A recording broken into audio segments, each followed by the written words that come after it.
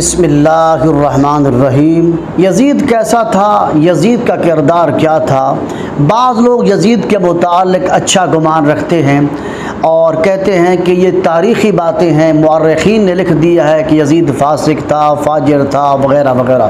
لیکن آج میں ثابت کروں گا کسی تاریخ کی کتاب سے نہیں بلکہ صحیح ستہ، صحیح بخاری اور صحیح مسلم سے میں یزید کے کردار کے متعلق بتاؤں گا کہ یزید کا کردار کیا تھا۔ یاد رکھ لیں یزید کے 3 بڑے جرم تھے۔ یہ 3 جرم کیا تھے ان کے متعلق میں بعد میں بتاؤں گا۔ پہلے میں یہ بتاؤں گا کہ جب یزید نے حکومت سنبھالی تو اس کا کردار پھر کیا ہوا۔ اپنے دل پر ہاتھ رکھ کے ان حدیثوں کو نوٹ کرتے جائیں۔ صحیح بخاری شریف حدیث نمبر 3748 اور صحیح بخاری کی ایک اور حدیث نمبر ہے 2604۔ اسی طرح صحیح بخاری کی ایک اور حدیث نمبر ہے 2959۔ اسی طرح صحیح بخاری کی ایک اور حدیث نمبر 4024۔ اسی طرح صحیح بخاری کی ایک اور حدیث 4906۔ اسی طرح صحیح بخاری کی ایک اور حدیث نمبر 6830۔ یہ حدیثیں صحیح بخاری میں ہیں، ان کا مطالعہ کر لینا۔ اور صحیح مسلم میں جو حدیثیں ہیں جن کو امام مسلم نے روایت کیا ہے، پہلی حدیث 6309۔ اسی طرح صحیح مسلم میں ایک اور حدیث 3339۔ اسی طرح صحیح مسلم میں ایک اور حدیث ہے 3319۔ اسی طرح صحیح مسلم میں ایک اور حدیث ہے 3323۔ اسی طرح صحیح مسلم میں حدیث ہے 3333۔ اسی طرح صحیح مسلم میں حدیث ہے حدیث نمبر 3245۔ اسی طرح صحیح مسلم میں حدیث ہے 6496۔ یہ وہ حدیثیں ہیں جو آپ کو یزید کا آئینہ دکھائیں گی کہ اس کا کردار کیا تھا۔ ان حدیثوں کو نوٹ کر کے صحیح بخاری اور صحیح مسلم میں یہ حدیثیں ہیں، ان کا مطالعہ کریں، آپ کو پتہ چل جائے گا کہ یزید کا کردار کیا تھا۔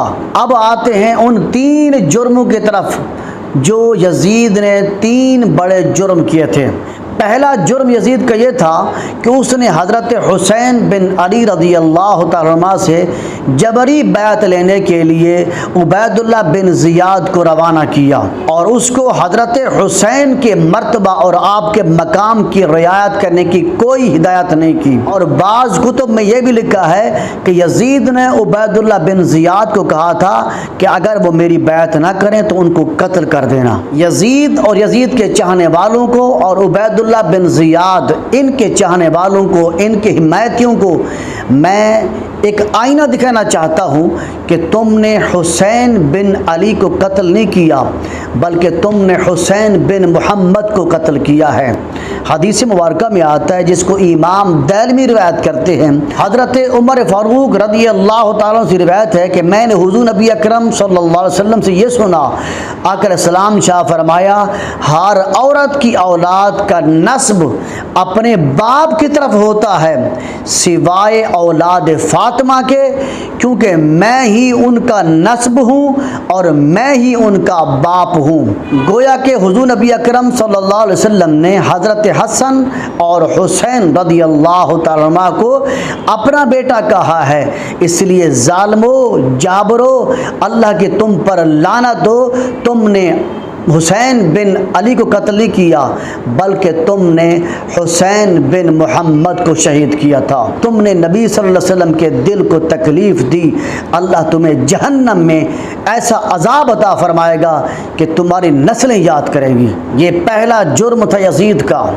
اور دوسرا جرم یزید کا یہ تھا کہ جب مدینہ طیبہ کے لوگوں کو خبر پہنچی کہ یزید نے حضرت حسین بن علی رضی اللہ تعالیٰ کو شہید کر دیا ہے تو مدینہ طیبہ کے لوگوں نے بھی یزید کے خلاف اعلان جنگ کر دیا۔ تو جب یہ خبر یزید کو پہنچی تو یزید نے اہل مدینہ کی طرف ایک بہت بڑا لشکر روانہ کر دیا اور مدینہ والوں سے اعلان جنگ کر دیا اور اپنے لشکریوں کو کہا کہ تمہارے لیے مدینہ منورہ العیاذ باللہ حلال ہے۔ 3 دن تک یزیدی لشکروں نے مدینہ طیبہ میں لوٹ مار کی، 10,000 سے زیادہ جلیل القدر صحابہ کرام کو شہید کیا اور ہزاروں کی تعداد میں کنواری لڑکیوں کے ساتھ زنا بالجبر کیا۔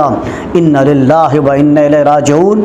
اور 3 دن تک مسجد نبوی میں کوئی اذان نہیں ہوئی، کوئی نماز نہیں ہوئی، اور 3 دن مسجد نبوی میں یزیدی لشکر کے گھوڑے بندھے رہے اور اندر یزیدی گھوڑوں نے پیشاب بھی کیا، لیدیں بھی کی، اور منبر رسول صلی اللہ علیہ وسلم پر یزیدی لشکر کے گھوڑے بندھے رہے۔ اور مدینہ الرسول کے متعلق حضور نبی اکرم صلی اللہ علیہ وسلم شاہ فرمایا، جو شخص اہل مدینہ کو ڈرائے گا اللہ تعالیٰ اس کو ڈرائے گا، اور اس شخص کے اوپر اللہ کی، اللہ کے فرشتوں کی اور تمام لوگوں کی لعنت ہو۔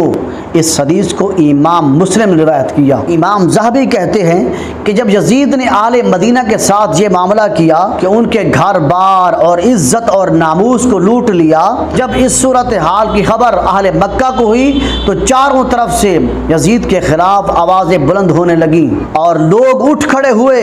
مدینہ طیبہ کی بے حرمتی اور بربادی ان سے برداشت نہیں ہوئی۔ پھر جب اہل مکہ نے یزید کے خلاف اعلان جنگ کیا تو یہ خبر پھر یزید کو پہنچی، تو یزید نے اپنے لشکر کو مکہ المکرمہ کی طرف روانہ کر دیا۔ چنانچہ راستے میں ہی اس لشکر کا سپہ سالار مر گیا تو یزید نے ایک دوسرا سپہ سالار منتخب کر دیا۔ تو جب یہ لشکر یزیدی مکہ معظمہ میں داخل ہوا تو حضرت عبداللہ بن زبیر رضی اللہ تعالی عنہ کا محاصرہ کر لیا۔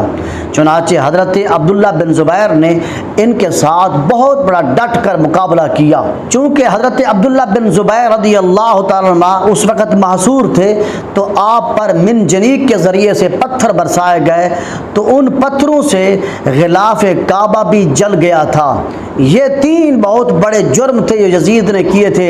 اس نے مدینہ الرسول کی بے حرمتی کی، مدینہ الرسول کے بعد مکہ معظمہ کی بے حرمتی کی، اور بیت اللہ کا جو غلاف ہے اس کو بھی جلا دیا۔ اب بھی لوگ کہتے ہیں کہ یزید اچھا تھا، فلاں تھا۔ میں کہتا ہوں کہ یزید پر اور اس کے چاہنے والوں پر اللہ کی لعنت ہو، اللہ کے فرشتوں کی بھی لعنت ہو۔